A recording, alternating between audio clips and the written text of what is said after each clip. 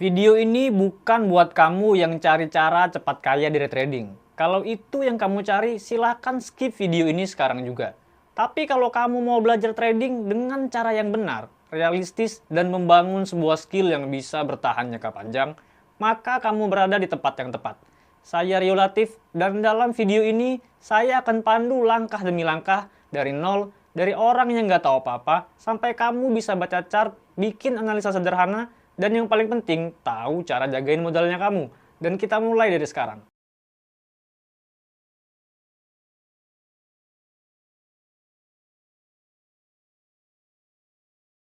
Gampangnya, trading itu adalah aktivitas jual beli aset finansial secara online dengan tujuan mendapatkan keuntungan dari selisih pergerakan harganya.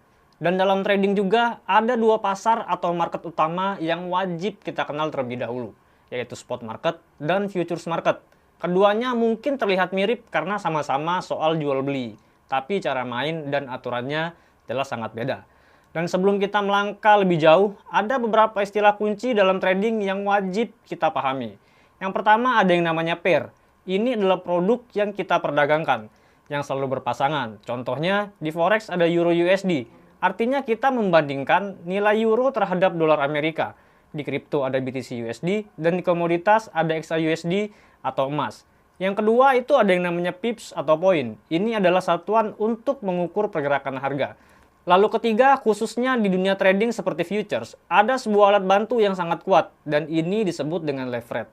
Leverage ini memungkinkan untuk mengontrol posisi trading yang nilainya jauh lebih besar daripada modalnya kita. Jadi biar lebih kebayang, mari kita langsung masuk ke contoh praktik pada produk emas atau XAUSD. Dan perhatikan baik-baik perbedaannya.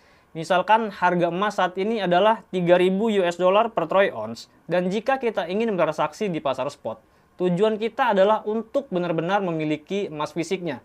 Artinya, untuk bisa membeli 1 troy ounce emas, kita harus menyiapkan modal penuh sebesar nilai aset tersebut, yaitu sebesar 3.000 US dollar untuk mendapatkan 1 troy ounce emas fisik. Emas itu kemudian menjadi milik kita dan bisa kita simpan di brankas ataupun di safe depositnya kita. Di sini kekuatannya kita itu 1:1 dengan modal. Tidak ada daya ungkit, murni transaksi aset yang sesungguhnya. Sekarang mari kita lihat pasar futures dengan harga emas yang sama persis 3.000 US dollar per troy ounce. Disinilah permainannya berubah total. Kita tidak perlu modal 3.000 US dollar untuk memperdagangkan nilai 1 troy ounce emas. Apalagi lebih dari itu. Karena di futures ada dua konsep kunci, yaitu leverage dan margin. Dan cara kerjanya, leverage adalah daya ungkit yang diberikan broker. Misalnya leverage 1:500, artinya setiap 1 dolar dari modalnya kita bisa mengontrol nilai aset sebesar 500 dolar. Dan margin ini adalah uang jaminan yang kita sisihkan dari modal untuk membuka transaksi. Dan diingat, ini bukan pinjaman tapi jaminannya kita. Oke, kita simulasikan langsung pada trading emas atau XAUSD. Kita tahu bahwa di pasar emas futures, ukuran kontrak 1 lot emas sama dengan mewakili nilai dari 100 troy ounce. Dan nilai per poinnya, setiap pergerakan 1 dolar, pada harga emas itu nilai per posisi 1 lot akan berubah sebesar 100 dolar per poinnya. Sekarang kita simulasikan transaksi. Kita ingin membuka posisi 1 lot buy saat harga emas 3.000 US dollar per troy ounce. Dan nilai posisi ini setara dengan 100 on emas atau 300.000 US dollar.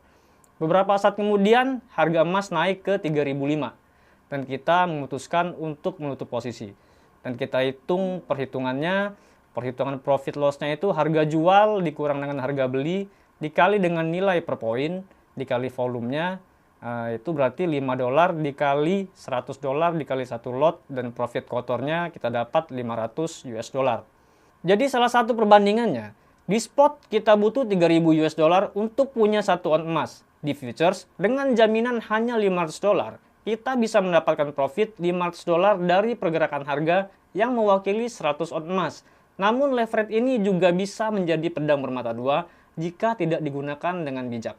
Dan perbedaan lainnya terletak pada mekanisme transaksinya. Disinilah futures punya sebuah superpower yang tidak dimiliki spot, yaitu kemampuan bertransaksi dua arah. Di pasar spot, logikanya cuma satu, kita beli di saat harga rendah dan jual di saat harga tinggi. Kita hanya bisa berharap harga untuk naik agar mendapatkan keuntungan. Dan di futures, kita bisa profit dari dua arah pergerakan pasar. Ini diperkenalkan lewat dua jenis posisi.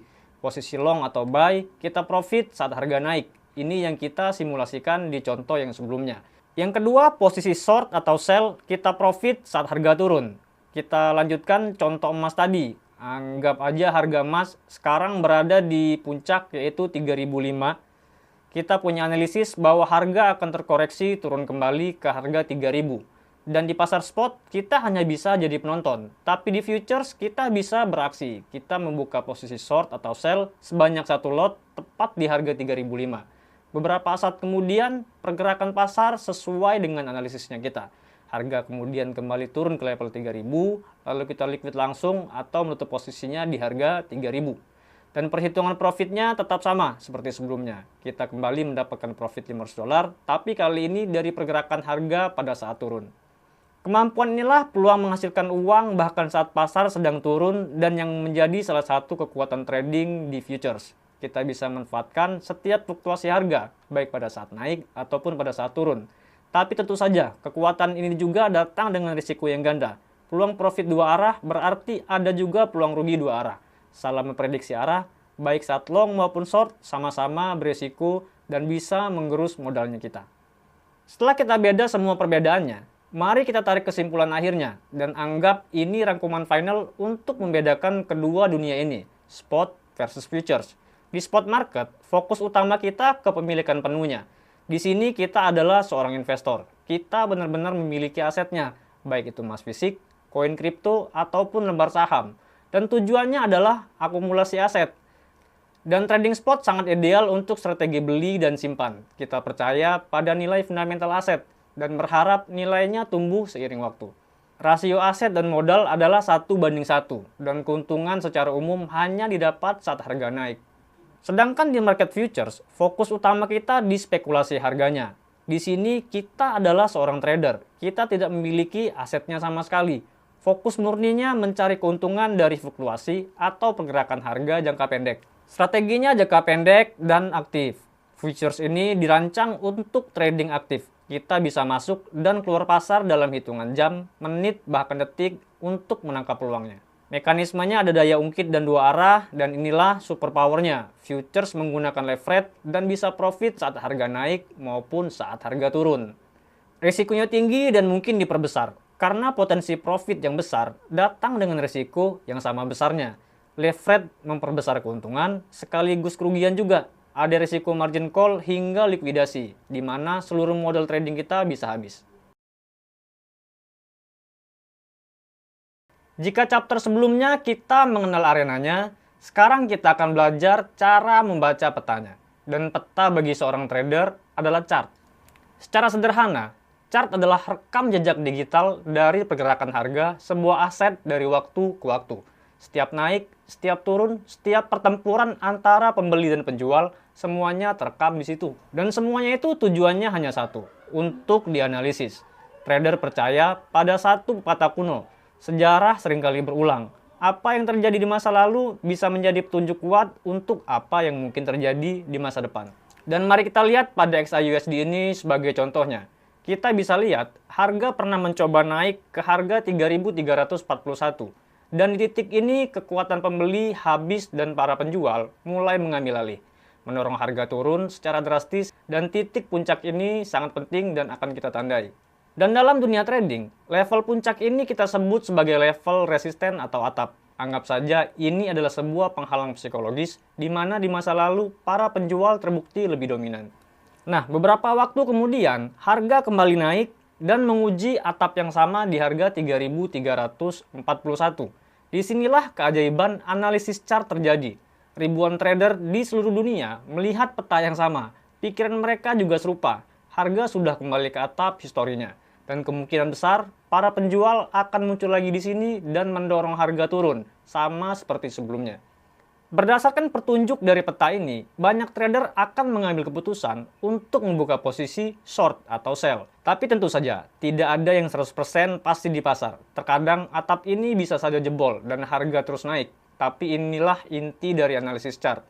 Kita menggunakan data dan jejak histori untuk membuat keputusan yang lebih terukur dan penuh pertimbangan, bukan sekedar tebak-tebakan.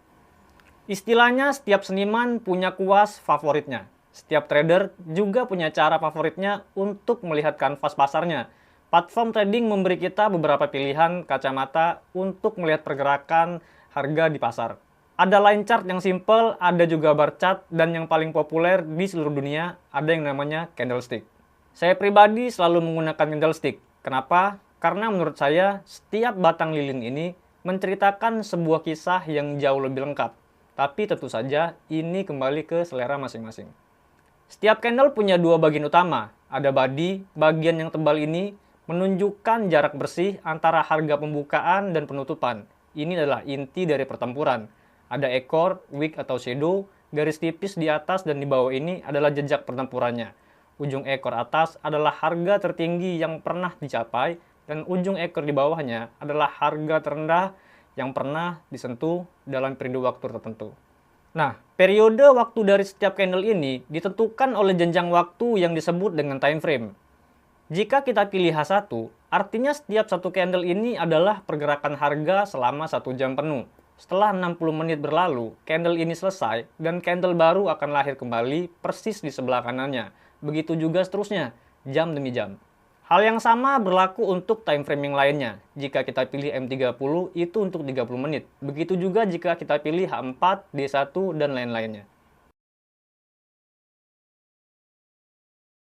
Setelah mengenal pasar dan cara membaca petanya, sekarang saatnya kita membuka gerbang untuk masuk ke dalamnya. Dan kita akan membahas cara membuka akun trading secara resmi dan aman di Indonesia. Bayangkan jika kita ingin menelpon, kita tidak mungkin membangun menara sinyal sendiri, bukan? Kita menggunakan provider yang sudah punya izin dari pemerintah, yaitu Kominfo. Dunia trading pun sama. Untuk bisa bertransaksi, kita butuh perantara yang disebut dengan broker. Dan untuk memastikan broker ini aman dan tidak menjalankan praktik yang ilegal, aktivitas mereka diawasi ketat oleh regulator pemerintah, khususnya industri perdagangan derivatif seperti forex dan komoditas. Di Indonesia, regulator utamanya adalah Bapepti. Langkah pertama dan yang paling penting, pastikan broker yang kita pilih terdaftar secara resmi di Bapepti. Kita bisa cek daftar lengkapnya langsung di website resminya Bapepti. Ini untuk memastikan legalitasnya. Setelah kita pilih broker resmi, proses membuka akunnya mirip seperti membuka rekening bank. Kita akan melalui proses yang disebut dengan KYC. Kita akan diminta mengisi formulir, memverifikasi identitasnya kita, dan menyetujui perjanjian secara digital. Ini adalah standar keamanan untuk melindungi kita dan mencegah aktivitas ilegal. Dan tips lainnya, pilihlah broker yang mempunyai spread dan komisi yang bersaing, serta proses withdraw atau penarikan dananya yang cepat dan gampang. Kita sudah punya akun, sudah bisa membaca peta juga. Sekarang adalah saatnya masuk ke cara transaksinya. Dan ini adalah MetaTrader Mobile. Kita hanya perlu fokus pada 4 menu navigasi utama pada bagian bawah. Yang pertama itu ada menu quotes. Disinilah semua produk atau pair yang bisa diperdagangkan ditampilkan beserta label harga yang terus bergerak. Sesuaikan daftar ini hanya dengan favorit pair agar tidak pusing dan bisa lebih fokus. Dan yang kedua, menu chart. Ini adalah area yang sudah kita kenal dari chapter kedua. Disinilah kita melakukan analisis, memantau pergerakan harga, dan mencari petunjuk untuk menganalisa. Ketiga, ada trade. Di sini kita bisa memantau semua posisi yang sedang berjalan secara real time. Keuntungan, kerugian, kesehatan akunnya kita, semuanya bisa dilihat di sini. Dan di sebelahnya ada menu history. Semua transaksi yang sudah selesai, baik untung maupun rugi, terekam di sini dengan spesifik waktu yang bisa kita inginkan. Dan gunakan menu ini untuk mengevaluasi performa tradingnya kita.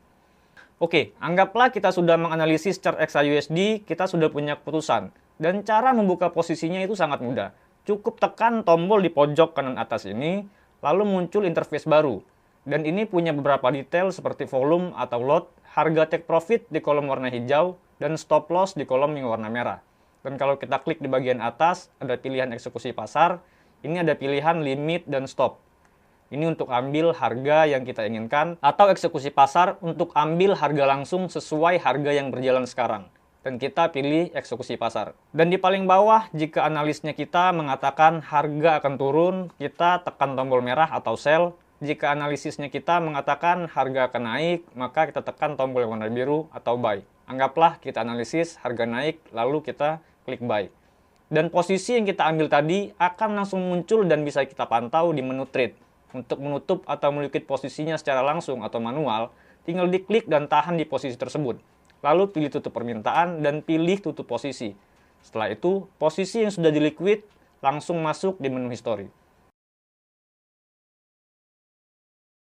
Chapter selanjutnya dan yang paling ditunggu-tunggu, analisis teknikal. Kita singkirkan dulu indikator-indikator canggih. Kita akan bahas pilar-pilar utama yang ada di trading. Kalau kita perhatikan di chart, market itu membentuk beberapa pola. Yang pertama itu ada yang seperti ini, ada yang seperti ini, dan ada yang seperti ini juga. Nah, inilah yang disebut dengan tren. Market itu ada trennya. Jadi sebelum masuk pasar, yang harus kita ketahui itu tren market atau tren pasar terlebih dahulu. Yang ini disebut dengan tren naik atau bullish, yang ini disebut dengan tren turun atau bearish, dan yang ini disebut dengan sideways. Sebelum masuk pasar, yang harus kita ketahui dulu itu tren harganya. Apakah dia tren naik, tren turun, atau pasar lagi sideways. Dan kalau kita praktekkan di chartnya secara langsung, kita lakukan backtest pada pair atau produk USD Japan Yen. Pada bulan April, USD Japan Yen mengalami tren turun, itu dari sini sampai dengan ke sini. Setelah kita mengetahui trennya, ini tren bearish atau tren turun, sekarang kita bikin alur atau path pergerakan dari harganya. Itu kita bisa menggunakan tools namanya path, itu tinggal diklik. Lalu kita bikin alurnya, market turun dari sini, ke sini, ke sini, ke sini, ke sini, lalu ke sini. Setelah dibikin path-nya, kita bikin trendline harganya. Untuk trendline-nya kita gunakan tools juga. Ini trendline. Tarik garisnya dari harga high pada saat harga mulai turun sampai dengan ke harga high dari path yang paling tinggi. Untuk tren turun, tarik garisnya dari atas sini ke bawah sini. Lalu setelah dibikin, tinggal kita copy trendline-nya dan letakkan di bawah. Oke, path-nya udah jadi, trendline-nya juga sudah dapat. Setelah itu kita tentukan harga support dan resistennya. Artinya harga yang atas itu adalah batasan atasnya atau resistennya. Tinggal kita klik di sini, ini juga resisten, dan ini juga resisten. Dan harga supportnya, ini berhubung harga supportnya sampai resisten, jadi nggak usah dibikin lagi, ini support, dan ini juga support. Nah, setelah semuanya jadi, kasih inisial, ini harga high, ini harga low. Ini harga low, dan ini lower high. Ini juga lower high. Sedangkan yang di bawahnya ini lower low, karena low-nya lebih rendah daripada low yang sebelumnya. Ini juga lower low. Setelah semuanya ini jadi, inilah yang dinamakan dengan market struktur. Trennya sudah tahu, trend line-nya sudah dapat, batasan support dan resistennya, inisialnya sudah dapat, sekarang placement harganya. Untuk placement harga sendiri saya biasa menggunakan Fibonacci retracement. Untuk Fibonacci retracement itu ada di tool sebelah kiri. Tinggal kita klik dengan market yang lagi tren turun, artinya kita mencari harga sell terbaik. Harga sell terbaik itu di harga resisten. Contoh itu berarti dari sini kita tarik garisnya sampai dengan ke bawah. Setelah jadi didapatlah harga placementnya. Artinya kita sell di harga 114 sampai dengan di harga 143. Ini area hijau, area entry. Sedangkan yang merah, ini stop loss-nya. Dan yang biru ini juga take profit-nya. Selain dari take profit ini juga bisa jadi area take profit juga. Untuk Fibonacci sendiri ini sudah saya custom. Jadi yang saya gunakan itu hanya Fibonacci 120% untuk stop loss, 100% dan 83% untuk placement harga, 15% sampai dengan minus 15% itu untuk take profit. Jadi buat yang mau gunakan juga custom Fibonacci-nya itu bisa gunain yang di sini. Agar lebih valid lagi market strukturnya, kita lakukan backtest juga di tren yang sedang naik.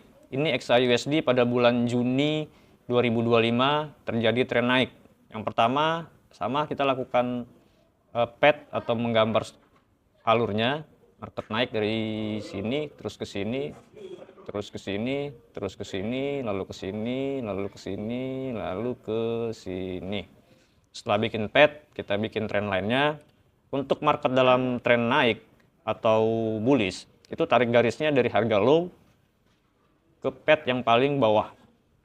Lalu tinggal di copy, trendline yang satunya ditaruh di atasnya. Nah, setelah dapat trendline dan padnya, sekarang kita inisial. Ini harga low dan ini harga high. Ini lower high, ini higher high. Begitu juga dengan yang lainnya. Ini lower high dan ini juga higher high. Ini lower high. Nah, setelah dapat market strukturnya, sekarang placement harganya. Placement harganya itu Fibonacci retracement. Berarti dari sini sampai dengan batas di sini. Ini dapatlah, ini placement harganya, ini stop loss-nya, dan ini area take profit-nya. Market struktur ini bisa berlaku di semua time frame dan di semua produk. Tapi tentu saja, untuk membuat market struktur, itu butuh pengalaman dan jam terbang.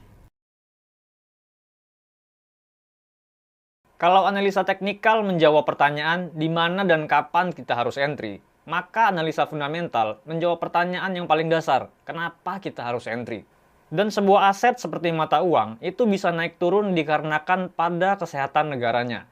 Dan anggap saja analisa teknikal itu seperti kita melihat EKG atau detak jantung pasien.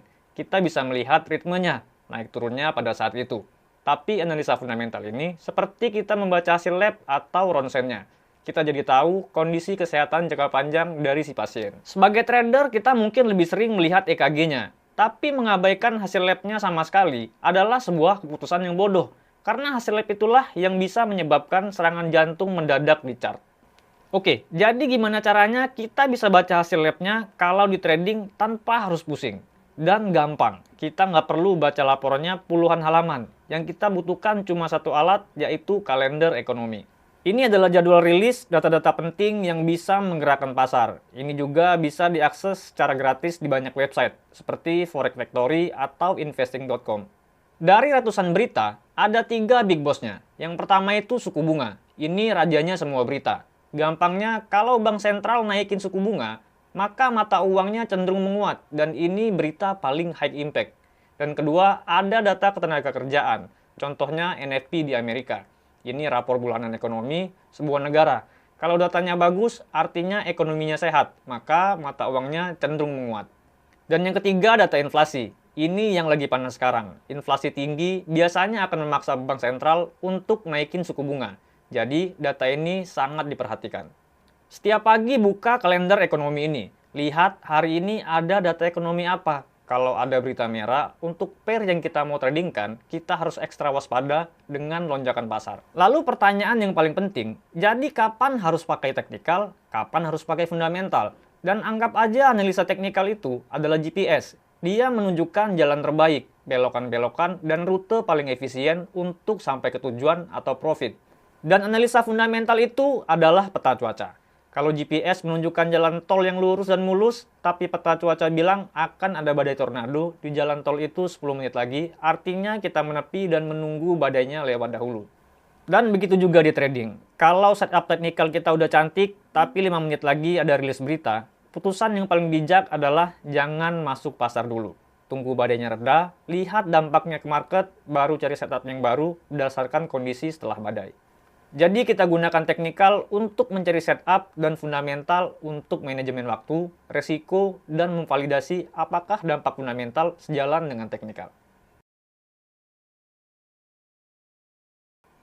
Kalau ada satu bagian dari video ini yang harus kamu tonton 2 kali, inilah bagiannya. Ini lebih penting selain analisa teknikal atau fundamental. Aturan nomor 1 di trading adalah jangan bangkrut. Caranya ada 2 hal. Yang pertama, rumus 1%. Jangan pernah meresikukan lebih dari 1% modal kamu di satu trade.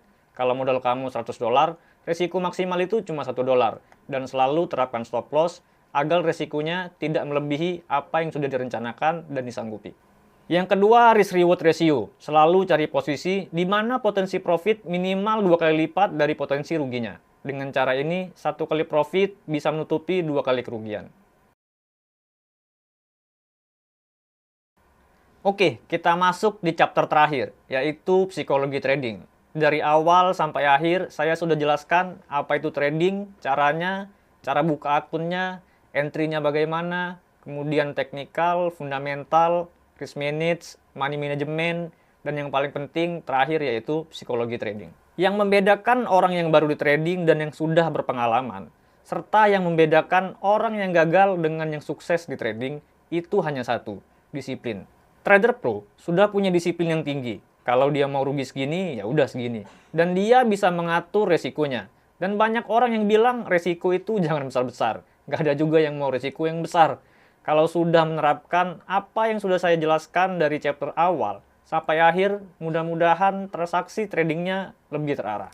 Jika kamu ingin lebih detail lagi mendapatkan edukasi dan ilmu di industri trading, bantu support kita dengan subscribe, like, dan share video ini, serta gabung membership di forum diskusinya kita di Discord. Di sana kalian bisa tanya-tanya, ada live trading, market outlook, ada berita dan fundamental terupdate, serta tools trading juga. Terima kasih, see you next video.